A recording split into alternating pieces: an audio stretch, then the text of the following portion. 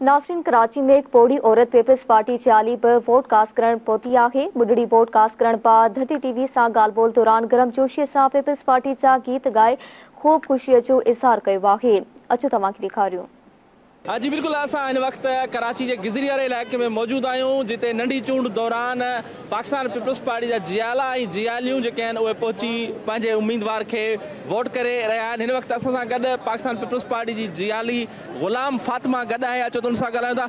अमा कंहिंखे वोट कयो तव्हां? मूं मुर्तज़ा जेको आहे वहाब उनके वोट ॾिनो आहे। तीर के पीपल्स पार्टी ऐं बस असल खां पुराणी ऐं उन्हनि जी दीवानी आहियां। अच्छा, हाँ, पहिरें असांखे गीत पे ॿुधायो, तव्हां को गीत ॿुधायो असांखे। जिए बुटो सदाई जिए जुल्फकार अली बुटो साईं सदाई जी।